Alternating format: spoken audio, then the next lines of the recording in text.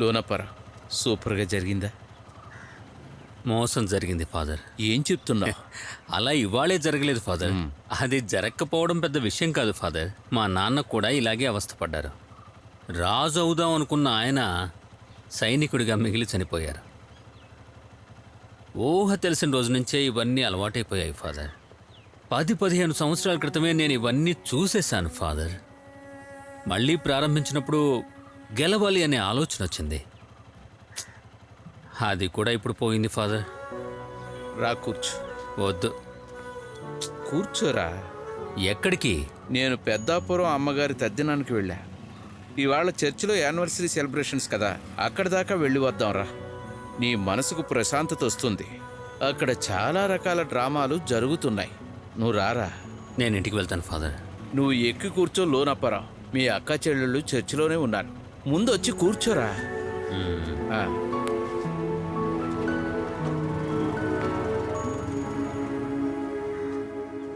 కలవారి కోడలు ఉయ్యాలో, కలికి కామాక్షి ఉయ్యాలో, కడుగుతోంది పప్పు ఉయ్యాలో, కడవాలో బోసి ఉయ్యాలో, అప్పుడే వచ్చను ఉయ్యాలో, ఆమె పెద్దన్న ఉయ్యాలో, కాళ్లకు నీళ్ళిచ్చి ఉయ్యాలో, కన్నీళ్ళు నింపే ఉయ్యాలో. జార్జన్న, ఏంట్రా నేను మీకు అంత డబ్బులు ఇస్తే నన్ను రాజుని చేయకుండా సేనాధిపతిని చేశారు. ఏంట్రా నీ మాటలు? నువ్వే కదా యేసుప్రభుని పొడిచేది. అలాంటప్పుడు నువ్వే మెయిన్. అంటే నేను మెయినా? నువ్వేరా. అలా అయితే కొంచెం చీకటి పడ్డాక ప్రారంభిద్దాం. నైట్ ఎఫెక్ట్ ఉంది. ఉందిరా. స్మోక్ ఎఫెక్ట్ అన్నీ ఉన్నాయి. హలో, అందరూ జాగ్రత్తగా వినండి. ఇక్కడ మనం స్టేజ్ మీద చేసుకుంటున్నవి చాలా గొప్ప విషయాలు కాదు, చిన్న చిన్న విషయాలు మాత్రమే. మన అవును, లోనప్పరావు గారు ఎక్కడ? ఒక విషయం చెప్పాలి. అది అదిగో అక్కడున్నాడు. మనం కొంతమందిని చేసే వాటిని చూసే వాళ్లను మనం చప్పట్లు కొట్టి వాళ్లను ప్రోత్సహిస్తే గనుక రెక్కలు విచ్చుకున్న పక్షిలా ఆకాశంలోకి ఎగురుతారు. అలాగే గొప్ప గొప్ప వాళ్ళంతా పుడుతూ ఉంటారు. మన ప్రోగ్రాంలో నెక్స్ట్ వచ్చే పార్టిసిపెంట్ లోన్ అప్పారావుని పిలవబోతున్నారు. ఏంటి ప్రోగ్రాం లిస్టులోనే లేదు? స్టార్ట్ కావడానికి ఇంకా టైం పట్టుద్దా? ఇవాళ వాడు చేయాల్సిన ప్రోగ్రాం ఈ రోజు వాడు చేయలేకపోయాడు. వాడు చాలా ఆశపడ్డాడు. ఆ ప్రోగ్రాం జరగవలసింది అక్కడ కాదు, ఇక్కడ. లోన్ అప్పారావు, ఇలా రా.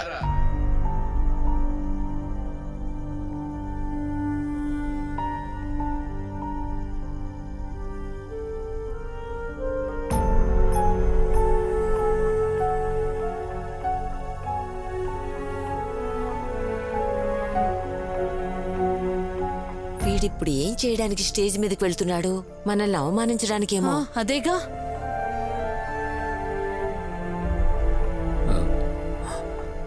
ఫాదర్, నువ్వు రాజువో సేనాధిపతివో ఆ దేవుడే నిర్ణయిస్తాడు. వెళ్ళు.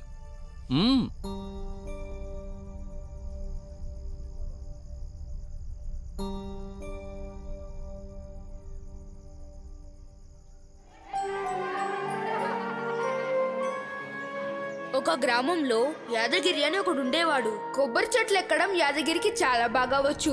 అధికారం కోసం ఎగేసుకుంటూ వచ్చిన వాళ్లే ఇజ్రాయిల్స్. వాళ్ళు మెల్లగా ఒక్కొక్క మెట్టు ఎక్కుతూ వచ్చి బాగా డెవలప్ అయ్యారు.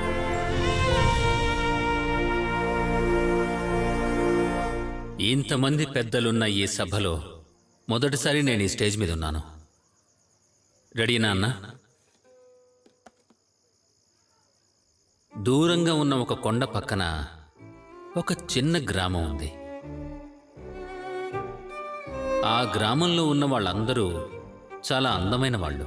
అందుకే తరతరాలుగా ఎవ్వరూ ఆ గ్రామంలో అద్దం చూడలేదు. ఒకరోజు ఆ గ్రామంలో మేకలు మేపే కుర్రాడు మేకల్ని తీసుకుని ఆ కొండ మీదకు వెళ్ళాడు. ఒక మేక పక్కనే ఉన్న బావిలో పడిపోయింది. ఆ మేకను కాపాడడానికి ఆ బావిలోకి దూకిన ఆ కుర్రాడికి ఆ బావిలో ఏదో ఒక రేకు లాంటిది దొరికింది. దాన్ని వాడి ఇంటికి పక్కనే ఉన్న చెట్టు కింద ఎవరికీ కనబడకుండా దాచాడు. ఆ రోజు రాత్రి ఆ గ్రామంలో విపరీతమైన వాన కురిసింది. ఇతను లోనప్పరావు కదా? మరునాడు వాడు ఆ మేకల్ని మేపాక ఇంటికి వెళ్తుండగా ఏదో ఒకటి ఆ చెట్టు కింద ఉంది అని వాడు బాగా గుర్తించాడు. సూర్యుడి వెలుగుకి ఏదో ఒక జ్యోతి ప్రకాశవంతంగా అతని కళ్ళకు కనిపించింది. వాడు ఆ చెట్టు దగ్గరికి పరుగు పెట్టాడు. వాడు ఇంతవరకు చూడని ఆశ్చర్యకరమైన విషయాన్ని ఆ రోజు చూశాడు. ఆ చెట్టు కింద ఉన్నది ఒక అద్దం. ఆ అద్దంలో వాడి ముఖాన్ని చూసుకున్నప్పుడు ఒక అందగాన్ని చూశాడు. అది వాడు అలాగే చెట్టుకి చూపించాడు.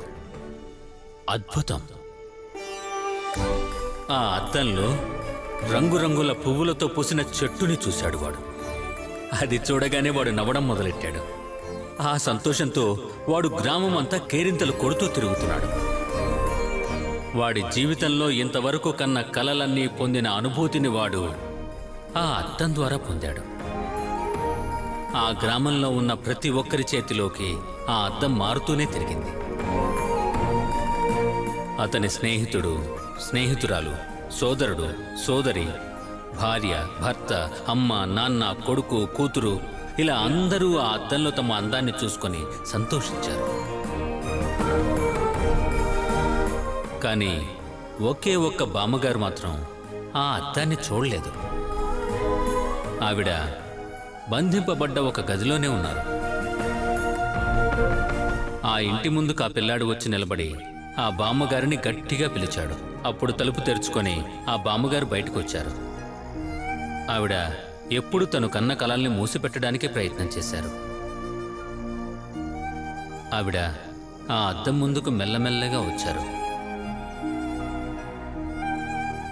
ఆ అద్దాన్ని ఆవిడ చూసి చాలాసేపు ఏడ్చారు. ఆ ఏడుపు అందమైన చిరునవ్వులా మారింది. ఆవిడకున్న ఆ తెల్ల వెంట్రుకలు నల్లగా మారాయి. ముడతలు పడ్డ ముఖం అందంగా మారింది.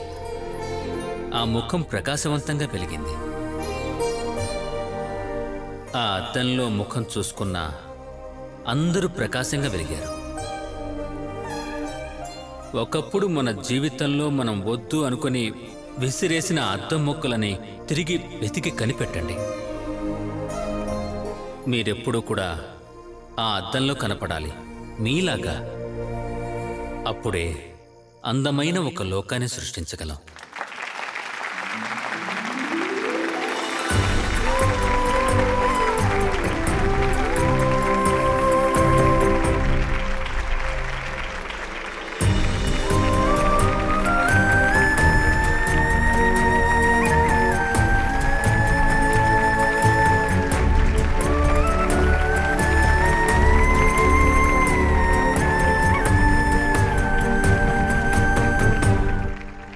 లోనప్పారావు అంటే అర్థమేంటో తెలుసా? God blessed man. వెళ్ళిరా.